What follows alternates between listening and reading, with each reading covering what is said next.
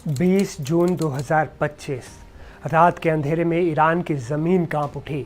भूकंप, इजराइल का तगड़ा हमला या फिर ईरान का परमाणु टेस्ट, वजह क्या थी? चलिए जानते हैं पूरी खबर विस्तार से। नमस्ते, मैं हूं वसीम और आप देख रहे हैं NDTV।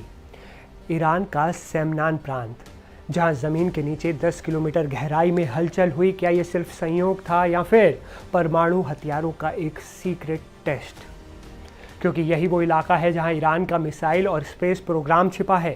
फोर्डो, नतांज और सेमनान तीनों ही ईरान की न्यूक्लियर रणनीति की रीढ़ हैं। ऐसे में जब ये खबर फैली कि तेहरान से महज 150 किलोमीटर दूर 5.1 तीव्रता का भूकंप आया, तो कुछ एक्सपर्ट्स मानते हैं कि ये भूकंप असल में एक न्यूक्लियर ब्लास्ट हो सकता है। एक ऐसा धमाका जिसे छुपाने की कोशिश की जा रही है प्राकृतिक आपदा का नाम देकर, क्योंकि ईरान के supreme leader Ayatollah Ali Khamenei ने 2 दिन पहले ही साफ साफ शब्दों में कहा था, हम दबाव में परमाणु डील की बात नहीं करेंगे, और उसी के 24 घंटे के अंदर भूकंप की खबर आती है। जैसे कि हम सब जानते हैं कि इस वक्त इजराइल ईरान के बीच जारी संघर्ष अपने चरम पर है, तो ऐसे में अचानक सवाल उठा, सेमनान के नीचे की ज़मीन क्यों हिली? वहीं की क्यों हिली? तो क्या ईरान ने चुपचाप दुनिया को दिखा दिया है कि वो अब सिर्फ बातों में नहीं, परमाणु ताकत से जवाब देगा?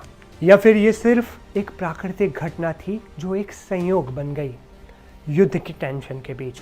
हकीकत क्या है फिलहाल कोई नहीं जानता, लेकिन एक बात तय है, भूकंप ने ज़मीन ही नहीं पूरी दुनिया को चिंता में जरूर डाल दिया।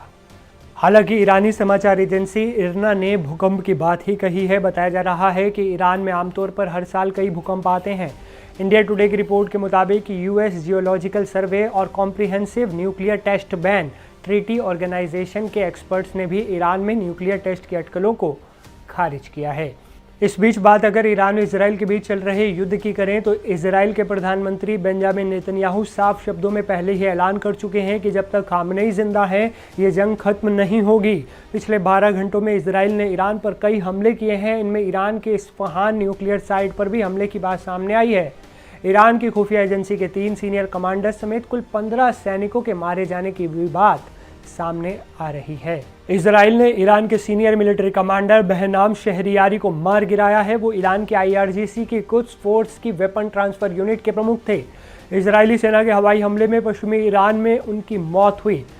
शहरियारी पर आरोप था कि वो मिडिल ईस्ट में अपने प्रॉक्सी सहयोगियों को हथियार मुहैया कराते थे, इसलिए पश्चिमी ईरान की ओर जाते समय शहरियारी को उनके वाहन में ही मार गिराया गया।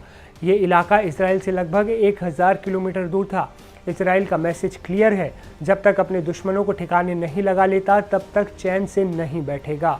हो सकता है यही कारण है जो ईरान न्यूक्लियर वेपन बनाने में तेजी से लगा है।